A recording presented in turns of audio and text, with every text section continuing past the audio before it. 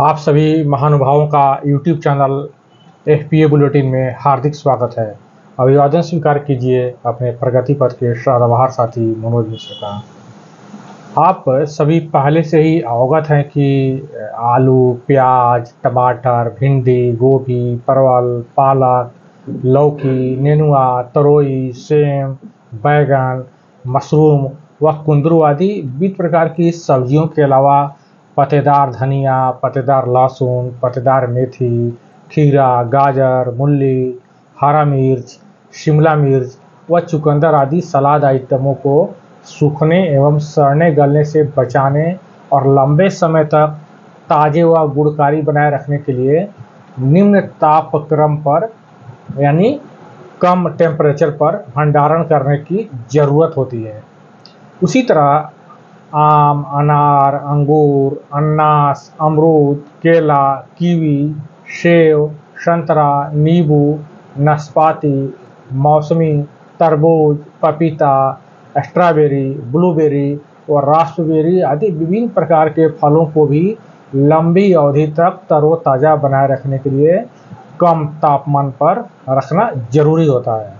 इतना ही नहीं, चाहे गेंदा, गुलाब, गुलमोहर, गुलमेहंदी, गुलबहार, चंपा, चमेली का फूल हो या कनेर या कमल आदि का फूल, वे भी तुड़ाई के पश्चात बगैर निम्न तापमान के तुरंत मुरझा जाते हैं।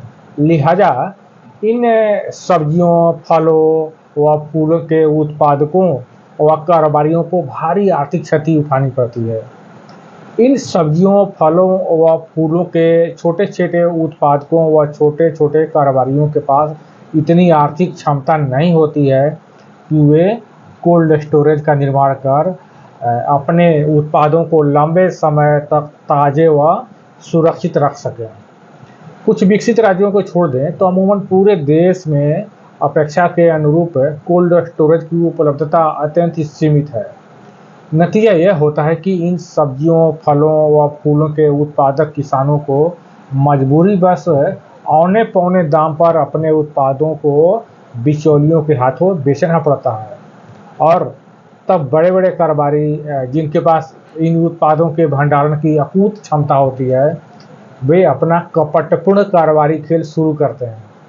वे इन उत्पादों का अभाव दिखाकर कृत्रिम महंगाई पैदा कर देते हैं और आम आदमी को मन भर कर लूटते खसोटते हैं।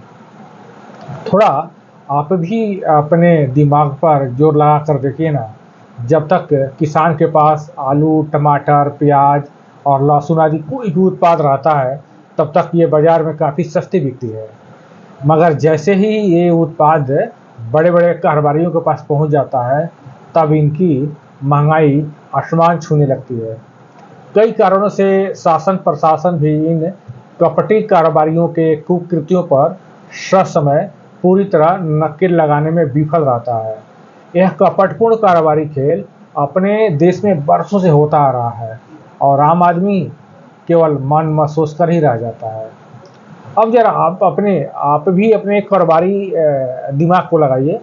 यदि किसान उत्पादक संगठनों अर्थात एफपीओ के पास भी इन सब्जियों, फलों व फूलों के संग्रहण व लंबे समय तक सुरक्षित रखने हेतु कोल्ड स्टोरेज उपलब्ध हो, तो न केवल वे भी इन उत्पादों को लंबे समय तक सुरक्षित और ताज़े रखने में समर्थ हो सकेंगे, अपितु मार्केट की मांग के अनुरूप इन उत्पादों को मार्केट में सप्लाई कर मनचाहा आमदनी भी हासिल कर सकते हैं। इसके अलावा अपने क्षेत्र के किसानों के इन उत्पादों को अपने कोल्ड स्टोरेज में संग्रहित कर किराया स्वरूप भरपूर लाभार्जन भी हासिल कर सकते हैं। जाहिर है, इससे ग्रामीण अर्थव्यवस्था अत्यंत ही सुदृढ़ हो सकेगी।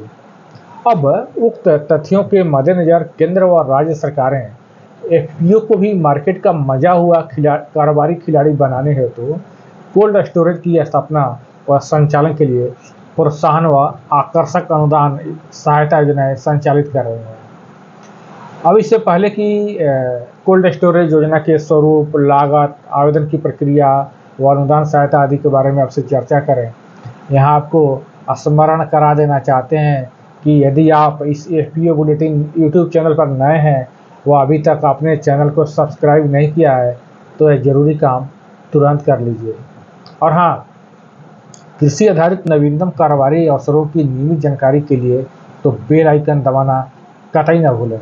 एक बात और, इस वीडियो को अधिक से अधिक शेयर करके आप ग्रामीण भारत के समावेशी प्रगति में भी भागीदार बन सकते हैं।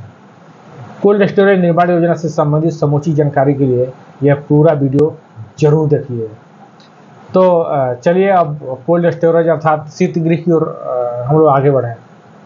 पिछले कुछ वर्षों से नाबार्ड व उद्यान विभाग सहित केंद्र व राज्य सरकारों के विविध संस्थानों के अलावा निजी क्षेत्र के कुछ संस्थान भी ग्रामीण क्षेत्रों में कोल्ड स्टोरेज के निर्माण तथा संचालन हेतु एफपीओ एवं कृषि उद्यमियों को समुचित प्रोत्साहन व अपेक्षित वित्त पोषण कर रहे हैं।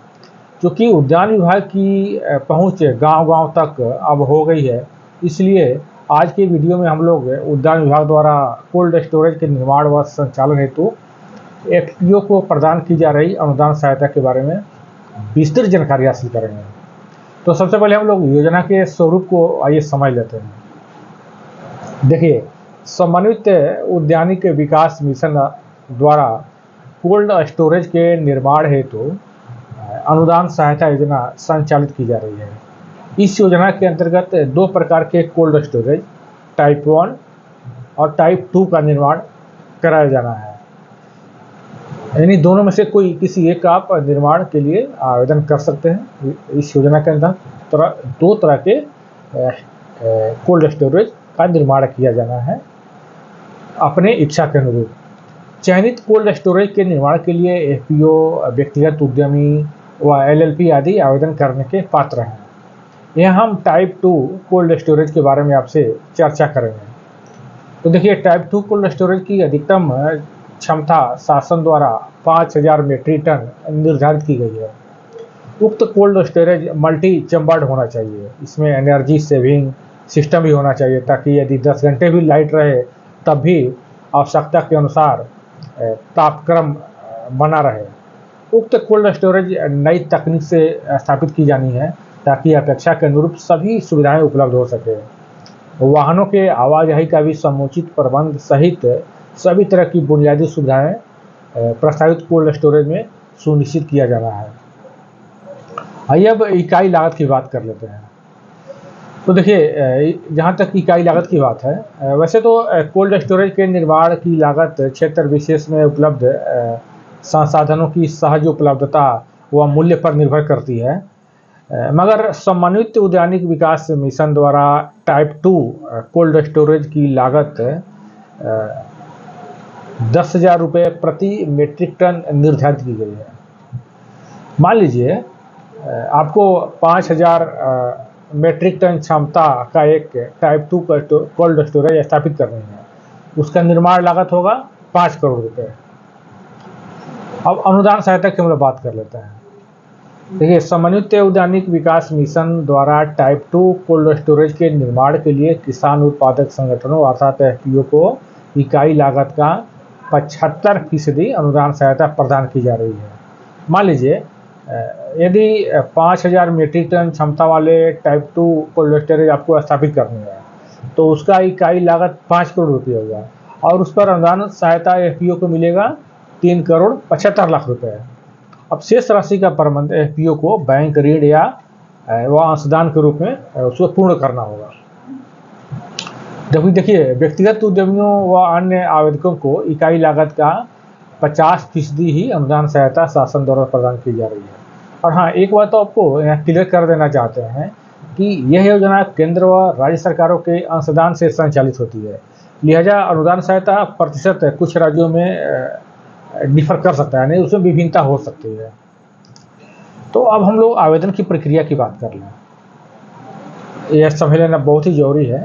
देखिए, टाइप 2 कोल्ड स्टोरेज की स्थापना के लिए ऑनलाइन आवेदन करने हैं।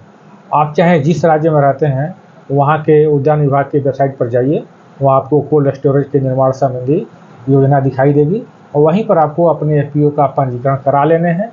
पंजीकरण के पश्चात आपको लॉगिन आईडी व पासवर्ड स्वतः ही मिल जाएगा। उसके उपरांत आपको अग्रेतर कार्य निष्पादित करने हैं। जैसे यदि आप बिहार राज्य के रहने वाले हैं तो यहाँ के उद्यान विभाग का वेबसाइट है horticulture.bihar.gov.in। जैसे ही आप अपने राज्य के उद्यान विभाग की वेबसाइट खोलेंगे तो आपको कोल्ड स्टोरेज लिखा हुआ मिलेगा, उसको क्लिक कीजिए। आवेदक एफपीओ को सबसे पहले एफपीओ का नाम, पता, एफपीओ की प्रकृति, ईमेल आईडी व मोबाइल नंबर आदि दर्ज करके पंजीकृत करा लेना है वहाँ पर। उसके बाद अपेक्षित जानकारी व डॉक्यूमेंट के साथ अप्लाई कर देना है।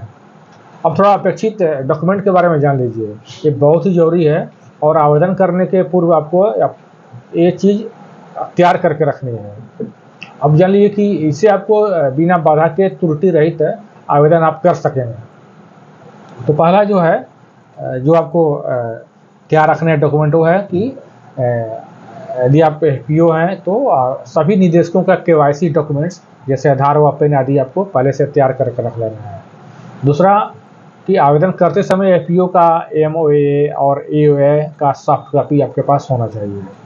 तीसरा, कोल्ड स्टोरेज के निर्माण से संबंधित निदेशक मंडल के एक रेजुलेशन कॉपी भी आवेदन करते समय पास में होना चाहिए।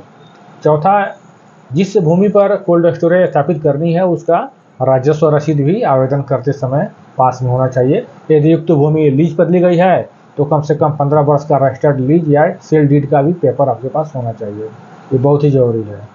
और पांचवा, एक जो सबसे महत्वपूर्ण चीज़ है वो है एक विस्तृत प्रोजेक्ट रिपोर्ट भी एक्सपर्ट से जो तैयार करके अपने पास रख लेना आवश्यक है। और छठवां चीज़, आवेदन करते समय आपके पास अच्छी तरह भरा हुआ बेसिक डाटा शीट भी होना चाहिए। सातवां, कोल्ड स्टोरेज से संबंधित उपकरण व मशीनरी का कोटेशन भी आपके पास आवेदन करते समय उपलब्ध रहना चाहिए। और आठवां, एक चार्टेड इंजीनियर द्वारा हस्ताक्षरित लेआउट प्लान, एस्टीमेट व कंस्ट्रक्शन डिजाइन आदि भी आवेदन करते समय आपके पास अवश्य उपलब्ध रहना चाहिए। नौवां, चूंकि इस योजना के अंतर्गत क्रेडिट लिंक बैंक सहायता अनुदान प्रदान की जानी है, अतः आवेदन करते समय संबंधित बैंक से निर्गत स्वीकृति पत्र भी आपके पास उपलब्ध होना चाहिए। अब अनुदान के दावे से संबंधित जो 10वां जो चीज़ बता रहे हैं, आवेदन के दावे से संबंधित विहित फॉर्मेट में एक वचन पत्र भी निष्पादित करके रख लेना होगा ताकि आवेदन के समय आप उसे अपलोड कर सकें।